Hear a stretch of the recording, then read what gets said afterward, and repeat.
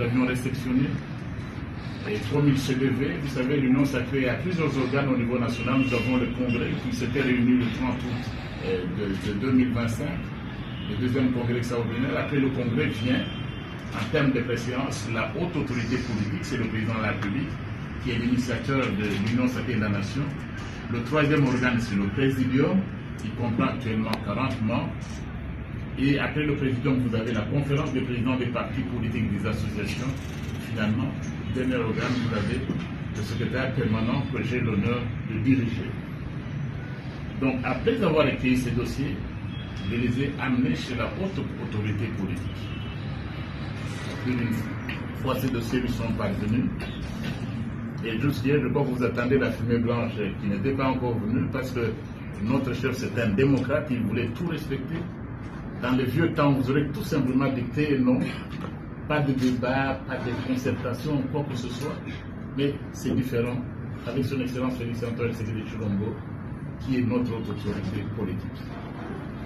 Et ce matin, l'exercice a pu continuer parce qu'il fallait, je vous l'ai dit tout à l'heure, ce qui a justifié en fait le retard, il fallait la réunion du présidium, il a eu lieu, il y a eu la concertation avec les candidats, le président de l'Assemblée nationale, et en fait, peut-être on précisera tout à l'heure, ici on parle des candidats à la candidature. Parce que l'exercice final se fait au niveau de l'Assemblée nationale.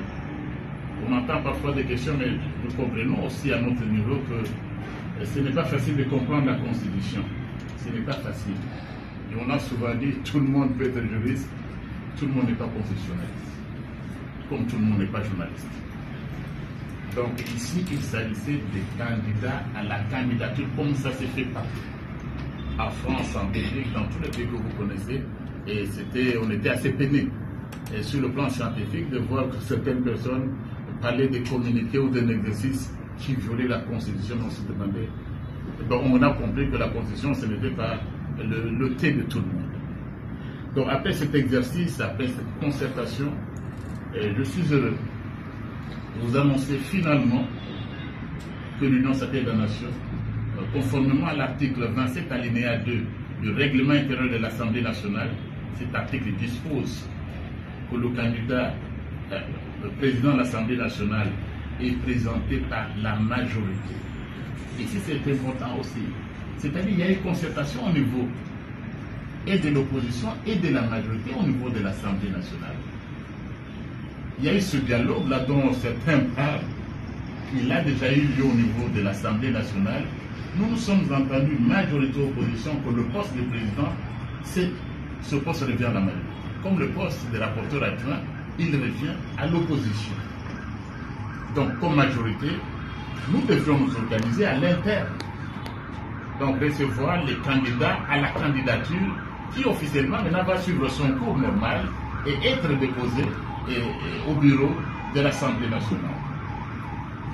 Après donc cet exercice-là, après ces concertations-là, entre le chef de notre famille politique, son Excellence Félix Antoine Tshisekedi Tshilombo, cet exercice avec le présidium de l'Union sacrée de la nation, cet exercice avec les candidats eux-mêmes, cet exercice avec les chefs, les responsables de nos partis et regroupements politiques, je suis heureux de vous annoncer que l'Union sacrée de la nation présentera à l'élection au poste de président de l'Assemblée nationale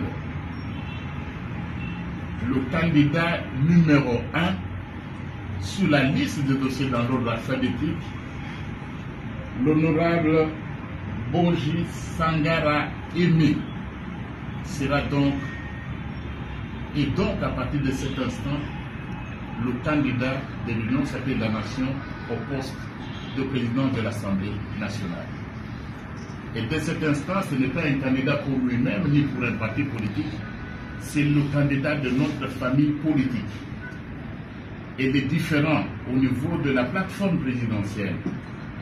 Ceux qui cherchent des problèmes ou des factures qui les gardent du mauvais côté de l'histoire où ils se trouvent. Il n'y en aura pas de notre côté, du bon côté de l'histoire.